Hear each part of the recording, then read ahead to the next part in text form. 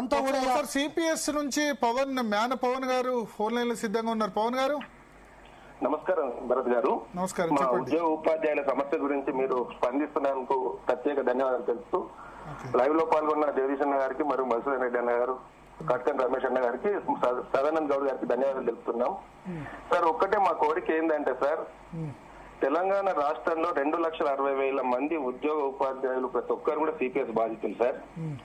ఒక 6,000 మందికి 2,000 కోట్ల రూపాయలు వస్తాయి అనుకుంటే సిపిఎస్ మొత్తం రద్దు చేస్తే రాష్ట్ర ప్రభుత్వానికి మరింత ఆదాయం వస్తుంది. ఇంకొక విషయం ఏంటంటే సార్, ఆనాడు డౌట్ ఇప్పుడు హిమాచల్ ప్రదేశ్ లో సిపిఎస్ రద్దు వల్లే ఆ గవర్నమెంట్ పరిస్థితి ఇట్లా ఉందని చెప్తున్నారు.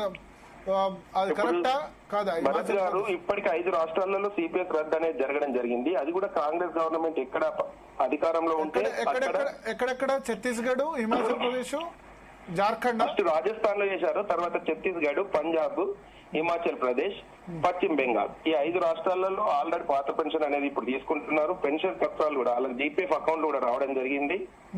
కాబట్టి ఆనాడు తెలంగాణ గౌరవ ముఖ్యమంత్రి గారు రేవంత్ రెడ్డి గారు వరంగల్ ప్రచార సభలో మేము అధికారంలోకి వస్తే వెంటనే పాత పెన్షన్ పునరుద్ధరిస్తామని ఆయన హామీ ఇచ్చాడు. అలాగే మేనిఫెస్టోలో వెంటనే చెప్పి 2.5 సంవత్సరాలు అయింది. అవును సార్, ఈ 2.5 సంవత్సరాల నుంచి కూడా ఉద్యోగ ఉపాధ్యాయుల నాయకులు ప్రతి ఒక్కరు ప్రయత్నం చేస్తున్నారు. ఆ ప్రయత్నాలకు మేము ధన్యవాదాలు తెలుపుతున్నాం. కానీ దయచేసి సిపిఎస్ రద్దు అనేది ప్రతి ఒక్కరికి అయ్యే విధంగా చూడండి సార్. 2,60,000 మంది ఉద్యోగ ఉపాధ్యాయులు దీని బాధితులు. ప్రతి ఒక్కళ్ళంటే కొద్ది మంది కాకుండా సినారియో ఉంటుందా? ప్రతి ఒక్కరికి ఇప్పుడు ఒక్కటే భరత్ గారు, ఇప్పుడు ఎలాంటి ఆర్థిక భారం లేని అంశం ఇది. ఈనాడు సిపిఎస్ ఉద్యోగుల ఉపాధ్యాయులకు వాళ్ళ పాత పెన్షన్ అనేది పునరుద్ధరించి జరిగితే దాదాపు తెలంగాణ రాష్ట్రం నుంచి ప్రతి నెల దాదాపు ఒక 250 కోట్ల రూపాయలు మనం ఎన్పిఎస్ ట్రస్ట్ కి ఇస్తున్నాం. ఆ ఎన్పిఎస్ కి 250 కోట్ల రూపాయలు ప్రభుత్వానికి మిగులు బడ్జెట్ గా ఉంటుంది. ఈనాడు కాగ్ రిపోర్ట్ గాని ప్రతి ఒక్కటి కూడా చెప్పింది ఏంటంటే పాత పెన్షన్ ఎలాంటి ప్రాబ్లం లేదని చెప్పారు.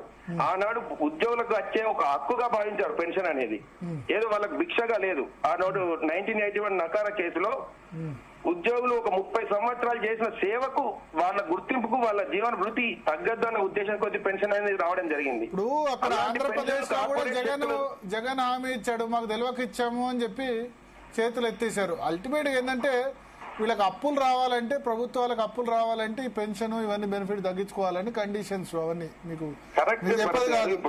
రెండోది 2,60,000 మంది ఉన్నారు కదా మీరు.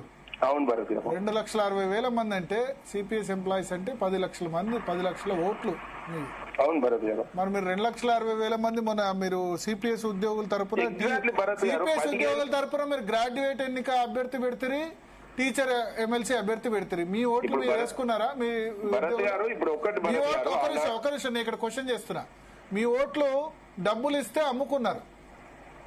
మీరు సిపిఎస్ అభ్యర్థికి ఓటేసి ఉంటే మీ ఎమ్మెల్సీ గెలిచి ఉంటే వేరే విధంగా ఉండదు కదా. మీ సిపిఎస్ వాళ్ళకి ఓటేసుకున్నారా? వేసుకుంటే అరే ప్రభుత్వం కూడా అరే ఇంత శక్తి ఉందా టీచర్ ఎమ్మెల్సీ అన్నది ఉండే కదా. నేను చెప్తున్నా, నేను ఉద్యోగుల గురించి టీచర్ల గురించి నేను డిబేట్ పెడుతున్నా. కానీ టీచర్లకు ఎమ్మెల్సీ ఇచ్చింది ఒక గౌరవంతో ఇస్తే అక్కడ కూడా కార్పొరేట్లను తీసుకొచ్చి 5,000 గూగుల్ పే కొట్టించుకొని ఓట్లు వేసిన తర్వాత ఎట్లా అండి? భరత్ గారు, మీకు తెలుసు ఆ రోజు మీరు అత్యంత చెప్తారా మీ సిపిఎస్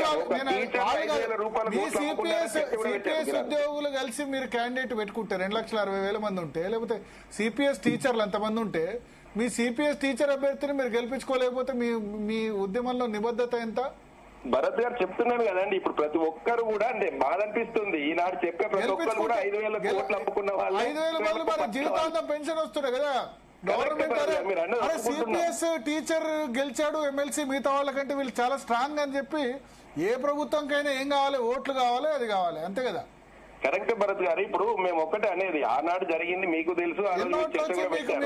మీకు సిపిఎస్ ఉపాధ్యాయుల్లో లేకపోతే వాళ్ళు నిబద్ధత ఉంటే 10% ఓట్లు కూడా రాలే పోల్డ్ ఓట్లో. మరి ఇక అది మీకు తెలుసు భరత్ గారు. ఇప్పుడు మేము అనేది ఒక్కటే, గౌరవ ముఖ్యమంత్రి గారు వరంగల్ సభలో హామీ ఇచ్చారు. అదే కాకుండా ప్రజాపాలన మేనిఫెస్టోలో మొట్టమొదటి అంశంగా ఉద్యోగ ఉపాధ్యాయులకు సంబంధించిన మొట్టమొదటి అంశంగా చెప్పారు. కాంగ్రెస్ ఇవ్వని హామీ ఉందా? కాంగ్రెస్ అని కాదు, ఏంటంటే గుర్తు చేస్తున్నాం అంతే. మొట్టమొదటి హామీని కొద్దిగా నిలబెట్టుకుంటేందుకు ప్రయత్నం చేస్తే సంతోషపడతామని. ఓకే ఓకే చూద్దాం మరి. ఇవాళ సిపిఎస్ ఇవాళ ప్రభుత్వం నుంచి వచ్చిన 4 అఫీషియల్ ప్రకటనలో ఇది ఉంది.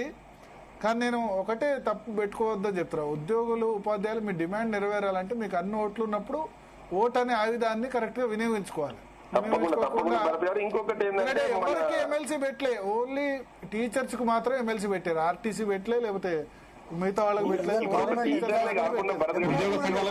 కూడా లేదు. దాన్ని కూడా కార్పొరేటీకరణ చేస్తారు, రేపు ఎమ్మెల్సీ తీసేస్తారు, అంతే కదా. ఇప్పుడు భరత్ గారు ఒక టీచర్లు అంటే ఆ రోజు చేసింది టీచర్లు పొరపాటు మీరు కూడా చర్చలో చెప్పారు. అదే కాదు, ఈ మధ్యలో వరుసగా వచ్చి కార్పొరేట్ వాళ్ళే ఎలక్ట్ అవుతున్నారు ఇంకా. అదే భరత్ గారు, ఒకటి ఏంటంటే గత అసెంబ్లీ ఎన్నికలలో కూడా 15 అసెంబ్లీ స్థానాల్లో కూడా పోస్టల్ బ్యాలెట్లతోటే కాంగ్రెస్ ఎమ్మెల్యేలు గెలవడం జరిగింది. నాతో అంటే టీచర్ ఇప్పుడు నేను అనేది మీ మిగతా టీచర్లు పక్కన పెడితే సిపిఎస్ టీచర్లు సిపిఎస్ అభ్యర్థికి ఓటు వేసుకోలేదంటే మరి మీలో లోపం ఉన్నట్టే కదా. ఇక అది మీరు ఆ రోజు చర్చ పెట్టారు, మీకు కూడా తెలుసు భరత్ గారు. అది మరి మీ సిపిఎస్ టీచర్లు సిపిఎస్ ఉన్న వాళ్ళు మిగతా టీచర్లు అంటే ఓకే, వాళ్ళకి పెన్షన్ ఉన్న వాళ్ళు ఓకే, మీ వాళ్ళు మీకు ఓటేసుకోకుంటే మీ అభ్యర్థి మీ వాళ్ళు మీకు ఓటేసుకుంటే మీరు గెలవకపోనా మీ అభ్యర్థి? తప్పకుండా. మరి ఏం చేసినట్టు? ఇక చెప్తున్నాం కదా భరత్ గారు, ఆ రోజు జరిగింది మీకు కూడా తెలుసు. 2000 3000 గూగుల్ పే కొట్టించుకొని వేరే వాళ్ళకు ఓటేసే బదులు 2000 లేకపోతే పెన్షన్ అన్నది చూసుకోవాలి కదా. ఇక మీరు ఆ రోజు అది ఓకే, చదువుకోని వాళ్ళు లేకపోతే గ్రాడ్యుయేట్లు అంటే ఓకే, బట్ మరి ఇంత జ్ఞానం ఉన్న వాళ్ళు ఎందుకు చేశారు మరి ఆలోచించుకోవాలి. ఓకే, నేనేమన్నా ఈ విషయంలో తప్పుగా మాట్లాడితే ఓకే, నేను లాజిక్ మాట్లాడుతూ ఇప్పుడు ఏం లేదు భరత్ గారు, టీచర్ల దానిలో కూడా కార్పొరేట్లు రావడం వల్లనే అలా జరిగింది, మీకు కూడా తెలుసు. అది ఆ కార్పొరేట్లకు కొమ్ము కాసిన టీచర్లకు కూడా తప్పు, మేము ఒప్పుకుంటున్నాం అది. రమేష్ గారు, ఇప్పుడు నేను చెప్పే విషయం ఏంటంటే ఒక ముఖ్యమంత్రి స్థాయిలో కూడా ఈ అంశం చర్చకు వచ్చింది. ఖచ్చితంగా దీనిపైన ఏదో కదలిక ఉంటుందని చెప్పి మేము భావిస్తున్నాము.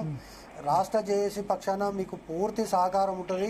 ఖచ్చితంగా సిపిఎస్ రద్దు అనేటటువంటిది మీరు ఏదైతే ఎగ్జామ్ రాజస్థాన్, ఛత్తీస్గఢ్, పంజాబ్, జార్ఖండ్, హిమాచల్ ప్రదేశ్ 5 రాష్ట్రాల్లో ఆలోచన చేసి ఖచ్చితంగా దీనిపైన చేద్దాము.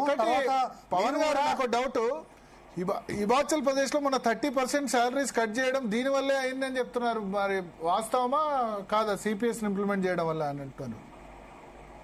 అలాంటిది ఏం లేదు కదా. ఇప్పుడు ఒకటి 30% శాలరీస్ కట్ చేసుకున్నారు. భరత్ గారు, నేను కొన్ని విషయాలు చెప్తాను మీకు. ఎట్లుంటదంటే పశ్చిమ బెంగాల్ ప్రభుత్వం మేము ఈ దేశంలో కమ్ వాట్ మేము న్యూ పెన్షన్ స్కీమ్ ఇంప్లిమెంట్ చేయమన్నారు. అసలు నిజంగా కూడా వాళ్ళ యొక్క ఆ ప్రభుత్వానికి మేమందరం పోయి కృతజ్ఞతలు చెప్పాలి. కానీ అల్టిమేట్ గా అదే ప్రభుత్వము సుప్రీంకోర్టు ఇస్తరా సస్తరా అంటే తప్ప డిఎల్ఏ లేనటువంటి పరిస్థితి వచ్చింది. ఈరోజు Himachal Pradesh old pension scheme restore చేసింది, కానీ at the same time DL pending పెట్టడం ఇటువంటివి అన్ని కూడా జీతం కట్ చేసి ఎమ్మెల్యేలు, సీఎంలు, మినిస్టర్లు జీతాలు కట్ చేసి ఎన్ని రోజులు ఇస్తారు? సో కాబట్టి ఇక్కడ ఉన్నటువంటి ఇప్పుడు ఈ వచ్చే మెసేజ్ల కారణం స్పష్టంగా చెప్తా మీకు. ఇంతకు ముందు మాట్లాడినటువంటి కార్యకర్త ఏమన్నాడు, రమేష్ గారు సిపిఎస్ అనేది 2 నెలలు పడుతుందో 3 నెలలు పడుతుందో ముందు మా 6,000 మందిని బయట వేయమని ఆయన అంటున్నాడు. లేదు 6,000 మంది వేస్తే 1,000 కోట్లు 2,000 కోట్లే వస్తుంది. ఈ 2,60,000 మందిని వేస్తే ఇంకా చాలా ఎవరి డిమాండ్ వాళ్ళకి ఇంపార్టెంట్ అనిపిస్తుంది. కానీ రెండు ఇప్పుడు ఇంప్లిమెంట్ చేయదగ్గవే. నేను ఏమంటున్నా ఇంప్లిమెంట్ చేయదగ్గ. రెండోది ఏంటంటే 6,000 మందిని ఈజీగా బయటపడేయచ్చు. సిపిఎస్ అంటే నేను సిపిఎస్ డిమాండ్ తర్వాత 6,000 మంది బయటపడితే ఏదైనా డైల్యూట్ అవుతుంది. ఇప్పుడు ఎవరి డైల్యూట్ 6,000 మంది డిమాండ్ అయితే ఈజీగా బయటపడేయచ్చు. కోర్టు తీర్పిచ్చింది కాబట్టి కంటెంప్ట్ కోర్టు, సుప్రీంకోర్టు కూడా అయిందా? హైకోర్టులో కంటెంప్ట్ ఉంది. ఓకే, మళ్ళీ సుప్రీంకోర్టు అంటే గవర్నమెంట్ సుప్రీంకోర్టుకు పోలేదు ఇంకా. సో కాబట్టి ఖచ్చితంగా కోర్టు కేసు కూడా ఉంది కాబట్టి ఒక టీచర్ లైన్ లో ఉన్నారు. చివరిగా రాజమల్లేష్ గారు రంగారెడ్డి జిల్లా నుంచి తీసుకుందాం. సో మొత్తానికి ఓవరాల్ గా మీ ఉద్దేశంలో పిఆర్సీ చాలా తొందరగా వస్తుందని చెప్తున్నారు, మీరు ఊహించలే? లేదండి, నేను ఉన్నా అంటే to be frank in front of all 10 lakhs employees నేనేమంటున్నా అంటే పిఆర్సీని మెల్లమెల్లగా బుజ్జగించి రాష్ట్ర ప్రభుత్వం ఎన్నికల టైంలో ఇస్తుందని అనుకున్నా కానీ అటువంటి పరిస్థితి లేదు.